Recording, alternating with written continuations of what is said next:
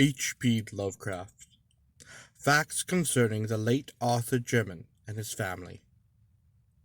Life is a hideous thing, and from the background behind what we know of it peer demoniacal hints of truth which make it sometimes 1,000-fold more hideous. Science, already oppressive with its shocking revelations, will perhaps be the ultimate exterminator of our human species, if severed species we be. For its reserve of unguessed horrors could never be borne by mortal brains if loosed upon the world. If we knew what we are, we should do as Sir Arthur Jermyn did. And Arthur Jermyn soaked himself in oil and set fire to his clothing one night. No one placed the charred fragments in any urn or set a memorial to him who had been. For certain papers and certain boxed objects were found, which made men wish to forget. Some who knew him did not admit that he ever existed. Arthur Jermyn went out on the moor and burned himself after seeing the boxed object which had come from Africa. It was this object, and not this peculiar personal appearance, which made him end his life. Many would have disliked to live if possessed by the peculiar features of Arthur Jermyn, but he had been a poet and a scholar, and had not minded. Learning was in his blood, for his great-grandfather, Sir Robert Jermyn, had an anthropologist of note, while its great-great-great-grandfather, Sir Wade Jermyn, was one of the earliest explorers of the Congo region, and had written eruditely of its tribes, animals, and supposed antiquities. Indeed, old Sir Wade had possessed an intellectual zeal amongst almost to a mania. His bizarre conjectures on a prehistoric white Congolese civilization, earning him much ridicule when his book, Observations on the Several Parts of Africa, were published. In 1765, this fearless explorer had been placed in a madhouse at Huntingdon. Madness was in all the Jermyns, and perhaps were glad there were not many of them. The line put forth no branches, and Arthur was the last of it. If he had not been, one cannot say what he would have done when the object came. The Jermyn never seemed to look quite right. Something was always amiss. Though Arthur was the worst, and the old family portraits in Jermyn House showed fine faces enough before Sir Wade's time. Certainly the madness began with Sir Wade, whose wild stories of Africa were at once the delight and terror of his few friends.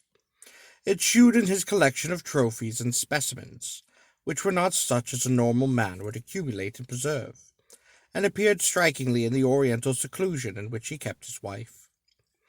The latter, he had said, was the daughter of a Portuguese trader whom he had met in Africa, and did not like English ways. She, with an infant son born in Africa, had accompanied him back from the second and longest of his trips, and had gone with him on the third and last, never returning. No one had ever seen her closely, not even the servants, for her disposition had been violent and singular. During her brief stay at Jermyn House, she occupied a remote wing, and was waited on by her husband alone. Sir Wade was, indeed, most peculiar in his solicitude for his family, for when he returned to Africa he would permit no one to care for his young son save a loathsome black woman from Guinea. Upon coming back, after the death of Lady Jermyn, he himself assumed complete care of the boy. But it was the talk of Sir Wade, especially when in his cups, which chiefly led his friends to deem him mad. In a rational age like the 18th century, it was unwise for a man of learning to talk about wild sights and strange scenes under a Congo moon, of the gigantic walls and pillars of a forgotten city, crumbling and vine-grown, and of damp, silent stone steps leading interminably down into the darkness of abysmal treasure vaults and inconceivable catacombs. Especially was it unwise to rave of the living things that might haunt such a place, of creatures half of the jungle and half of the impiously aged city, fabulous creatures which even a Pliny might describe with skepticism, things that might have sprung up after the great apes had overrun the dying city with the walls and the pillars, the vaults and the weird carvings. Yet after he came home for the last time, Sir Wade would speak of such matters with a shudderingly uncanny zest, mostly after his third class at the Knight's Head. boasting of what he had found in the jungle, and of how he had dwelt among terrible ruins known only to him. And finally he had spoken of the living things in such a manner that he was taken to the madhouse. He had shewn little regret when he shut into the barred room at Huntingdon, for his mind moved curiously. Ever since his son had commenced to grow out of infancy, he had liked his home less and less, till at last he seemed to dread it. The Knight's Head had been his headquarters, and when he was confined he expressed some vague gratitude as if for protection. 3 years later he died. Wade Jermyn's son Philip was a highly peculiar person. Despite a strong physical resemblance to his father, his appearance and conduct were in many ways particular, so coarse that he was universally shunned. Though he did not inherit the madness which was feared by some, he was densely stupid and given to brief periods of uncontrollable violence.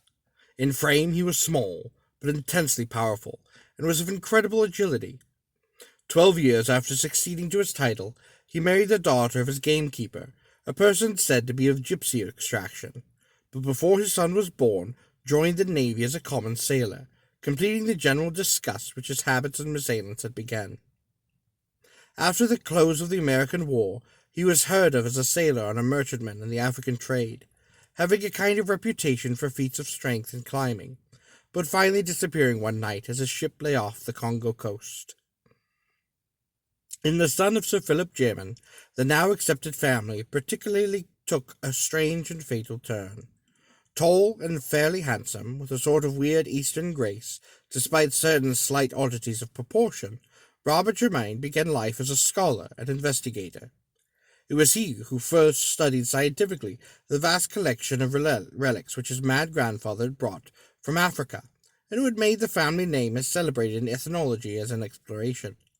In 1815, Sir Robert married a daughter of the 7th Viscount Brightholme, and was subsequently blessed with 3 children, the eldest and youngest of whom were never publicly seen on account of deformities in mind and body.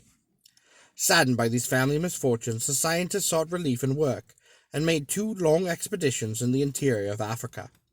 In 1849, his second son, Neville, a strangely repellent person who seemed to combine the surliness of Philip Jermyn with the hauteur of the Brightholmes, ran away with a vulgar dancer, but was pardoned upon his return in the following year.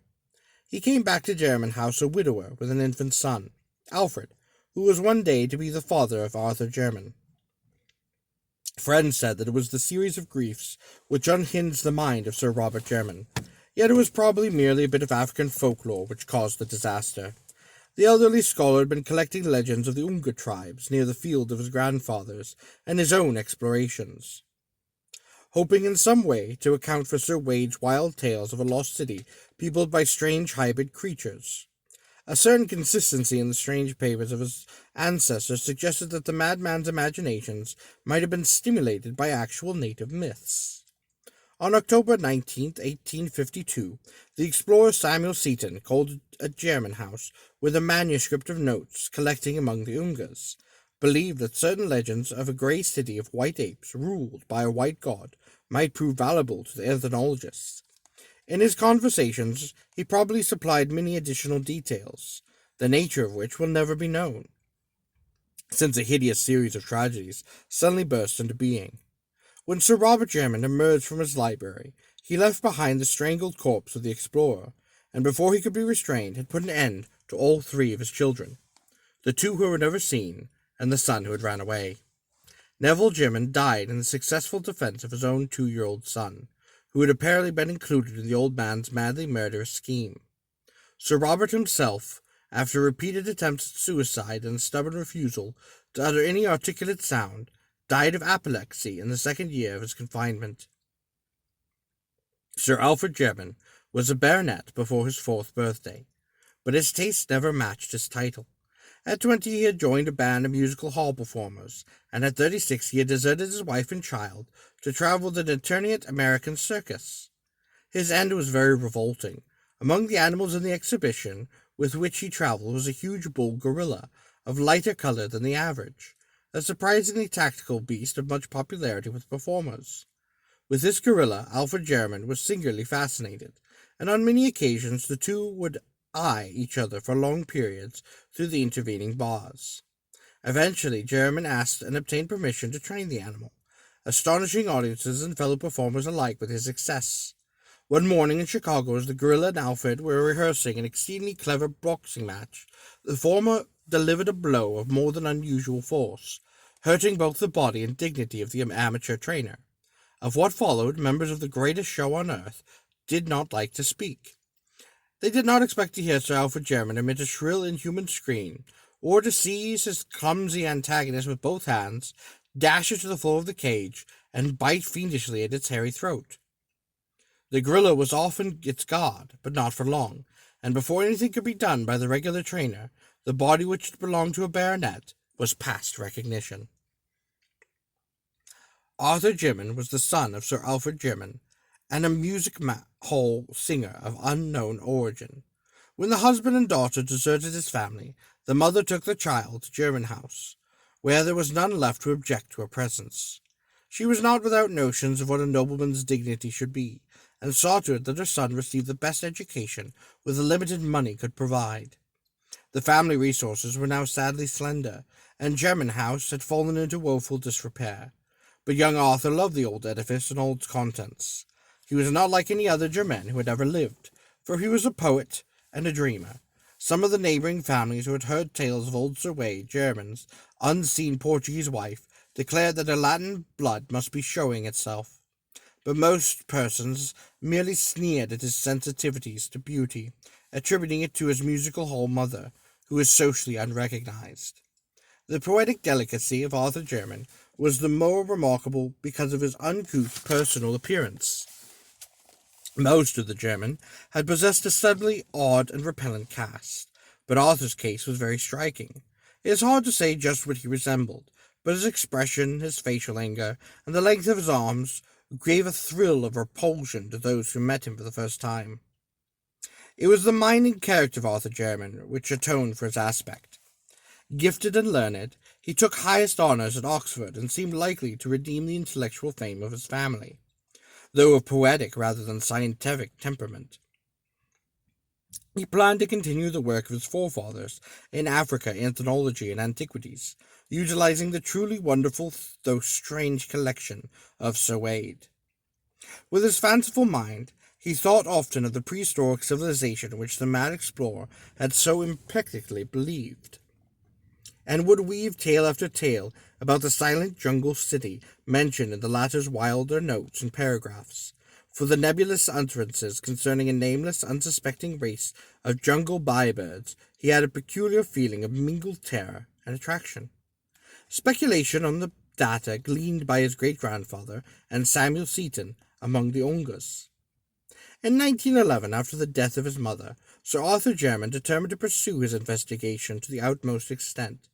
Selling a portion of his estate to obtain the requisite money, he outfitted an expedition and sailed for the Congo, arranging with the Belgian authorities for a party of guides. He spent a year in the Unga and Kalari country, finding data behind the highest of his expositions.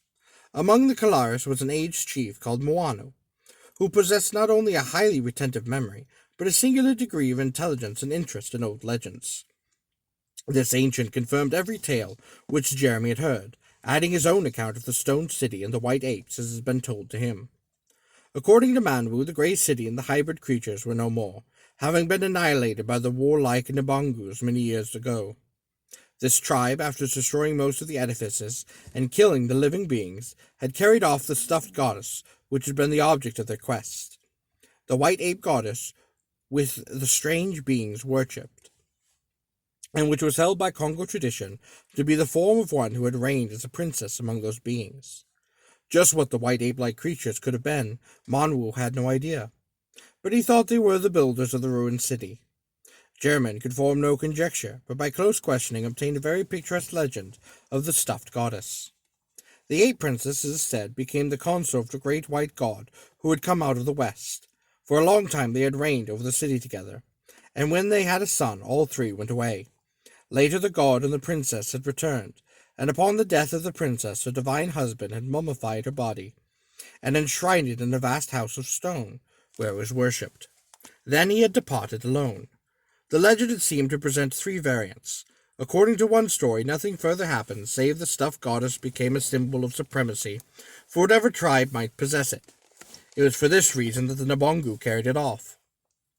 A second story told of the god's return and death at the feet of his enshrined wife. A third told of the return of the son, grown to manhood, or apehood, or godhood, as the case might be, yet unconscious of his identity. Surely the imaginative blacks had made the most of whatever events might lie behind the extravagant legendary. For the reality of the jungle city described by old Sir Wade, Arthur Jermyn had no further doubt, and was hardly astonished when early in 1912 he came upon what was left of it. Its size must have been exaggerated, yet the stones lying about proved that it was no mere Negro village. Unfortunately, no carvings could be found, and the small size of the expedition prevented operations toward clearing the one visible passageway that seemed to lead down into the system of vaults, which Sir Wade had mentioned. The white apes and the stuffed goddess were discussed with all native chiefs of the region, but it remained for a European to improve on the data offered by old Manwu. M. Verheyen, Belgian agent at a trading post in the Congo, believed that he could not only locate but obtain the stuffed goddess, of which he had vaguely heard, since the once mighty Nabongu were now the submissive servants of King Albert's government, and with but little persuasion could be concluded to part with the grotesque deity that they had carried off. When Jermyn sailed for England, therefore, it was with the Azulian probability that he would within a few months receive a priceless ethnological relic, confirming the wildest of his great-great-great-grandfather's narratives, that is, the wildest which he had ever heard. Countrymen near Jermyn House had perhaps heard wilder tales handed down from ancestors who listened to Sir Wade around the tables of the Knight's Head. Arthur Jermyn waited very patiently for the expected box from Mr. Verheyen, meanwhile studying with increased diligence the manuscripts left by his mad ancestor. He began to feel closely akin to Sir Wade, and to seek relics of the latter's personal life in England, as well as his African exploits. Oral accounts of the mysterious and secluded wife had been numerous, but no tangible relic of her stay at Jermyn House ever remained.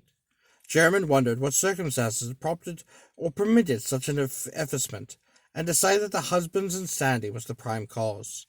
His great-great-great-grandmother, he recalled, was said to have been the daughter of a Portuguese trader in Africa. No doubt her practical heritage and superficial knowledge of the dark continent had caused her to flout Sir Wade's talk of the interior, a thing which such a man would not be likely to forgive.